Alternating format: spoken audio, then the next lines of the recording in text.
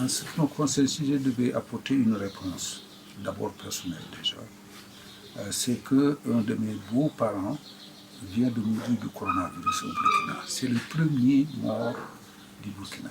Il inaugure donc cet acte par lequel on passe d'un état à l'autre, de la vie à la mort. Et par conséquent, je serai autorisé à en parler, ne serait-ce que sous cet angle. Mais je pense que les philosophes sont peut-être plus autorisés. Ils ne sont pas seulement autorisés, ils sont conviés à en parler. Ils ont le droit d'en parler. Ils sont forcés d'en parler. Ça me ramène à mes premières études, au premier pas que j'ai fait dans cette discipline en partant de Camus. Mais c'était dans l'homme révolté. Il n'y a qu'un acte qui soit une interrogation qui soit vraiment philosophique, c'est celle qui concerne le suicide. Et il ajoutait, se demander si la vie vaut ou ne vaut pas la peine d'être vécue, c'est répondre à la question fondamentale de la philosophie. Sauf qu'ici, dans le cas du coronavirus, nous n'avons pas à nous poser la question de savoir si la vie vaut ou ne vaut pas la peine d'être vécue. Elle nous est brutalement arrachée par quelque chose qui nous tombe dessus, comme si le ciel nous tombait sur la tête, pour reprendre l'expression des Gaulois, sans que nous en sachions la raison. On aime savoir la raison des choses. Pourquoi est-ce que ceci arrive? Et nous estimons au moment où ça nous tombe sur la tête que nous sommes innocents. Nous ne nous suicidons pas. Nous sommes loin de vouloir nous suicider. Nous faisons tout pour ne pas mourir et cette mort nous arrive comme ça, à visage découvert, nu, brutal, sans préparation, sans que nous ayons mal quelque part, sans qu'on soit malade. Parce que ma femme a l'habitude de me poser cette question quand un de mes amis meurt, de quoi est-il mort? Qu'est-ce qu'il avait? Je ne savais pas qu'il était malade. Ce qui fait que c'est un processus, c'est un long processus, en principe naturel, par lequel arrive un moment où par une sorte d'extinction que la nature a programmée, effectivement, tôt ou tard, on meurt. On meurt de quelque chose. Ce on-là, anonyme, fait que la mort est déjà un mystère qui mérite et qui doit être interrogé par le philosophe. Il n'y a pas de lien entre coronavirus et mort, mais progressivement, les hommes sont en train de poser une équation qui semble être une équation terrible, terrifiante, et c'est cela qui crée la panique. Coronavirus égale mort. Si vous avez le coronavirus, vous allez mourir. Tous ceux qui l'ont ne sont pas morts. Tous ceux qui se l'avoir ne vont pas mourir. Il y a un pourcentage de gens qui sont morts, mais un pourcentage si élevé qu'on n'a jamais vu un pourcentage aussi élevé. Il y a d'abord le fait que le coronavirus coïncide avec un moment de notre histoire qui est un moment qui est celui qu'on appelle la mondialisation, que tout se fait à l'échelle planétaire. Deuxièmement, ça coïncide également avec un développement absolument extraordinaire des moyens de communication, des moyens de transmission, des moyens de mise en direct. Vous voyez directement les gens mourir, c'est pour cela que peut-être le coronavirus égale directement la mort. Il y a un court-circuit intellectuel extraordinaire qui fait qu'on les conjoint et l'un finit par être le synonyme de l'autre, alors qu'il n'y a aucune synonymie, effectivement. Il n'y a pas de synonymie, mais ce court-circuit-là, quand ça intervient dans l'histoire, dans une séquence de l'histoire, c'est bien par une forme de proximité, une forme d'immédiateté, qui n'est pas immédiate pourtant, mais une forme d'immédiateté que l'on établit, on le faisait quelquefois par paresse intellectuelle, mais là, c'est par la rapidité du processus et par la rapidité des moyens de la transmission, la rapidité des moyens du récit qui narre cette transmission. C'est ce que ce premier pas dans la philosophie, c'est à ça que ça me ramène également. C'est le on qui meurt, on meurt. Et le on était un on anonyme. Et comme il ajoutait, on mange, on dort, on s'assoit, on s'agite. Puis, un jour, tout se met à tourner dans cette lassitude de teinte et d'écœurement. Et on se dit, à quoi bon vivre? Quel est le sens de la vie? Et là, il n'y a pas de réponse. Il n'y a pas de réponse. Mais c'est des questions qu'on se posait, chacun se le posait individuellement. Parce que dans sa parenté proche ou lointaine, parmi ses amis, il y en a un qui meurt et qui le rappelle au fait que tôt ou tard, lui également le rejoindra. C'est ce qu'on appelait le Demal Manguignou. Vas-y, tu me précèdes simplement. Mais c'est le sort commun. On savait que quelque part, il y avait un rendez-vous qu'on ne rate jamais. Ça viendra un jour. Je disais à mes étudiants, peut-être à vous autres, à votre génération, on se dit qu'un jour, qu'on peut pratiquement situer dans un acte d'état civil, un jour qui sera compris entre un lundi et un dimanche. Et ce jour est un jour d'un mois compris entre les 12 mois. Et on peut, à la limite, si on est prudent, même maintenant ce n'est plus la peine, puisqu'on est en 2020, on se dit, on ne sera pas là en 3000, par exemple. Si on se donne beaucoup de chance, on ne sera pas là en 3000, ce sera donc en 2000 et quelques.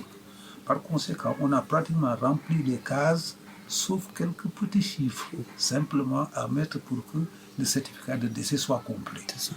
Donc chacun de nous se posait cette question de cette manière-là, mais en étant relativement détaché, comme si ça ne devait pas arriver.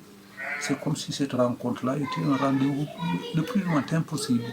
Et on pense que c'est lointain, alors que ça peut être cette semaine. Quand on fait, par exemple, une interview comme celle-là, quand on se rencontre, quand on a une conversation comme celle-ci, on se dit, ceux qui auront à l'écouter ou à l'entendront peut-être comme le message laissé par Jacques Messrine, ce gangster, à sa petite amie, en disant, lorsque tu recevras cet enregistrement, je serai tombé sous les balles des policiers. Et en effet, lorsque la fille a reçu l'enregistrement, Messrine venait de mourir quelques minutes avant cela sur une place publique de Paris. Alors c'est comme ça. Aujourd'hui, c'est tellement proche que nous sommes face à elle. Face à cette chose, à ce monstre terrible qu'on ne peut pas désigner encore. On le désigne par le nom par lequel les scientifiques le désignent, et tout le monde est d'accord maintenant, il y a un nom qui lui est assigné, et ce nom est un nom médical, et qui est dans son caractère anonyme, parce qu'il n'y a pas de caractéristiques qui permettent de le saisir. Or, c'est par la nomination, il faut se le rappeler toujours, que Adam lui-même vient à être au-dessus des autres animaux et à dominer le reste de la création. C'est un acte très fort. Et c'est ça, on peut le dire simplement ça, la chose, le monstre, ainsi de suite, des choses qui sont incoactives, c'est-à-dire pas nettes, pas claires. On n'a pas le temps. Donc il faut se délier les uns des autres de manière à pouvoir éventuellement y échapper. Aujourd'hui, ma petite fille est revenue du lycée. Quand elle est revenue du lycée, elle m'a tendu la main, elle m'a dit « Ah, grand-père », et elle a retiré sa main. Ma petite fille qui grandit sous mes yeux, qui est née sous mes yeux, et c'est pour chahuter. Évidemment, ce même chahut, elle m'envoie un message sur mon téléphone, et sur mon téléphone, il semble que dans une séquence des bandes dessinées là, comment ça s'appelle encore, ça me reviendra.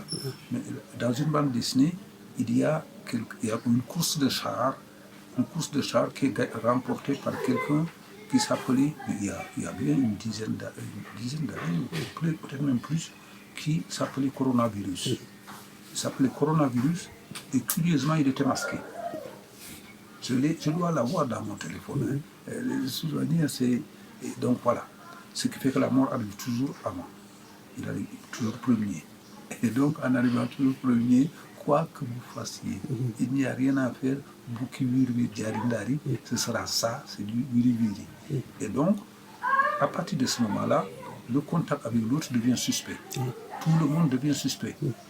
Quelqu'un m'a signalé d'ailleurs que dans les premiers morts qui sont qu'on a signalées au Sénégal, disons les infections mortelles, il y a eu des couples qui sont arrivés de l'extérieur. Quand ces couples arrivés de l'extérieur, c'est l'un des conjoints qui transmet ça à l'autre. C'est-à-dire ça disjoint même des couples, carrément. D'abord, ça disjoint ces gens-là qui sont autres que nous, c'est des étrangers. Ça disjoint à l'intérieur de ces autres-là l'un de l'autre. Ce qui fait que le coronavirus, c'est la distance. Ça recrée la distance de l'un à l'autre, entre voisins, entre amis et entre les peuples et tous entre les peuples. C'est clair maintenant. Et, toutes les frontières se barricadent alors qu'on est à l'échelle de la mondialisation. On revient à une forme de clôture autour de soi qui est pré-mondial, qui est pré-capitaliste même, d'une certaine façon, pré-libéral. Et donc, c'est terrible, cette régression en nous, dans nos têtes, et cet enfermement s'effectue dans nos têtes. Et c'est la méfiance signifie toujours l'acte de se défier, l'acte de ne pas se fier à l'autre. Parce qu'en le regardant, on dit, il a ça. Et quand on finit d'ailleurs de le saluer, après on va se laver. Honte de mourir devant rien. Parce que la mort est au-delà de toutes les hontes, sauf les morts qui étaient infamantes du fait de la transgression de certains types d'interdits qui faisaient qu'on les rendait même publics. C'était la honte par la pendaison, c'est la mort par la pendaison, c'est la mort par exécution, par le bourreau sur la place publique qui faisait venir le bas peuple avec les instincts les plus sauvages, qui y trouvaient matière à défoulement. Mais la mort, surtout celle-ci, puisqu'on estime être innocent. C'est surtout ça qui est scandaleux dans cette affaire du coronavirus. On estime qu'on n'a rien fait. Et ça, c'est une sorte d'explication par l'absurde. Mourir alors qu'on ne le mérite pas. Parce que les morts dont on peut avoir compte, c'est des morts qu'on a mérité 10 fois, et à ce moment-là, les gens disent non, c'est bien fait pour lui. Parce qu'il a tué telle autre personne, il paye le sang par le sang. Le prix du sang, depuis le judaïsme, c'était ça. Il fallait acquitter quelque chose de toute manière ou être sacrifié. Il fallait couper quelque chose pour pouvoir payer quelque chose également. Là, on n'a rien fait pour avoir à payer et on paye quand même. Et ça touche les êtres les plus vulnérables en plus, c'est-à-dire les vieillards et les tout petits enfants. Donc c'est encore plus. Quand j'ai écouté l'autre jour le discours de Macron, Macron a utilisé 4 fois l'expression « nous sommes en guerre ». Nous sommes en guerre. Ça, c'est ce que le général de Gaulle disait à Londres pour appeler les Français à le rejoindre dans la résistance. Et donc, la guerre était intérieure et la guerre était extérieure en même temps. Ceux qui sont à l'intérieur, qui ont affronté un ennemi 10 fois plus fort qui les écrasait, leur chef est au Panthéon. C'est Jean Moulin. Parce que c'est un acte d'héroïsme. C'est un acte d'héroïsme devant quelqu'un qui vous écrase injustement. Mais là, quel héroïsme il y a à affronter le coronavirus? C'est un acte de défense pour nous préserver simplement, pour préserver l'humanité, éventuellement pour préserver notre être-là biologique contre quelque chose, contre une menace contre laquelle pour le moment on ne peut rien. On ne sait pas quand est-ce qu'on pourra. J'ai lu l'autre jour des trucs sur les rapports un prétendu rapport sur des armes biologiques que les Américains étaient en train de traficoter et dont il y a eu fuite en Chine, et le coronavirus serait quelque chose qui s'est développé, qui échappe à tout contrôle pour le moment. De toute manière, ce qu'il y a lieu de voir, c'est que contre un ennemi invisible, contre un ennemi qui n'a pas de visage, déclarer la guerre, finalement, est une manière de nous remettre nous-mêmes de nous redonner du courage, simplement, alors que peut-être nous sommes en train de perdre le courage, justement. C'est une manière de le faire. Et c'est comme ça qu'il faut, je crois, prendre ces appels au combat, ces appels à la guerre, et ces termes-là qui sont de plus en plus guéris au point tel que, à un point tel que le ministre de la Santé déclare traître à la nation quiconque aurait des termes qui relèveraient de fake news, mais des termes surtout qui désarmeraient la nation. En un sens plus plus sociologique, ça nous renvoie effectivement à une sorte de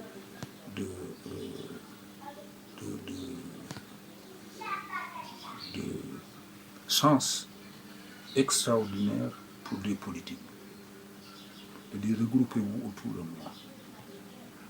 Ce qui pouvait déliter la sphère du pouvoir doit revenir maintenant autour du pouvoir, y compris les pouvoirs qui étaient relativement autonomes par rapport à lui vont proclamer et de manière solennelle qu'ils se satellisent autour de lui. Donc ça, il n'y a pas aujourd'hui, il n'y a pas de chef d'État au monde qui ne trouve, y compris Trump, qui ne trouve aujourd'hui cette occasion de satelliser des pouvoirs qui avaient autrefois la possibilité de s'en échapper ou de s'en éloigner. Et quiconque le ferait serait effectivement considéré comme traître, tout au moins comme manquant de solidarité vis-à-vis des autres. Donc, il y a cela. Mais maintenant, plus profondément, et ça dépasse carrément le cadre purement sociologique. À partir du moment où il y en a qui interprètent le coronavirus comme une sorte de punition, là où nous, l'homme du commun, en tout cas moi, je ne vois pas de punition, ils disent nous l'avons mérité quelque part. Nous l'avons mérité quelque part. Nous avons dû faire, dire ou nous comporter de telle manière que c'est une punition divine. C'est une punition divine. Et ça, c'est intervenu à tous les moments de l'histoire où il y a eu une catastrophe de très grande ampleur. On dit toujours, et depuis la Bible, la Bible donne des exemples multiples. C'est l'histoire de Noé, c'est l'histoire du Pharaon, c'est l'histoire depuis les Grecs même. C'est pré-biblique, puisque le péché d'orgueil, c'est le l'hybris chez les Grecs, c'est toujours quelque chose qui vient détruire les cités, parce que ces cités-là ne méritaient plus de vivre. Et donc, il fallait repartir sur des bases nouvelles. Après cette destruction-là, l'humanité se renouvelait constamment par des cycles de ce genre. Et donc, ça avait à ce moment-là une profondeur métaphysique telle autour de l'homme que ça revenait à une redéfinition de l'humain. Une redéfinition de l'humain. Et si on était, même si on est pour les athées, aujourd'hui, quelque chose, nous sommes en face de nous-mêmes, nous sommes en face du poids de ce que nous sommes réellement par rapport au reste de la nature, par rapport à cette nature qui nous préoccupe tant ces derniers temps-ci, mais sur des questions comme sa préservation, sur des questions comme les changements climatiques, ainsi de suite. C'est une question tout à fait rationnelle par rapport à ce qui nous arrive à ce moment-ci. Ça n'a rien à voir avec des raz de marée, ça n'a rien à voir avec des tremblements de terre, puisque c'est à l'échelle planétaire. C'est à l'échelle planétaire. Personne ne peut se dire aujourd'hui à l'abri. Et c'est cela qui est extraordinaire, qui fait que nous sommes obligés de retrouver une humanité. Pour une fois, ce n'est plus seulement une histoire politique, mais c'est une humanité. Il y a une définition de l'homme qui fait que ça dépasse maintenant les frontières, je le sais, ça dépasse les races, ça dépasse les civilisations, ça dépasse les religions. Il y a donc quelque chose, un noyau commun que nous partageons qui aujourd'hui serait mis en cause, serait mis en danger, qui fait que c'est l'après-corona qu'il va falloir penser. Si jamais il y a un après, s'il y a un après, les hommes seront bien obligés de s'asseoir, de se mettre, de questionner beaucoup de choses qui autrefois ne posaient pas problème, de se dire qu'est-ce que nous devons, comment devons-nous désormais nous comporter entre nous, après ce qui nous est arrivé, à nous tous. Et ce nous tous-là, ce nous-là, est un nous qui, cette fois-ci, n'est pas seulement la somme des uns des autres, mais qui est autour d'un noyau global qu'il va falloir définir à nouveau frais.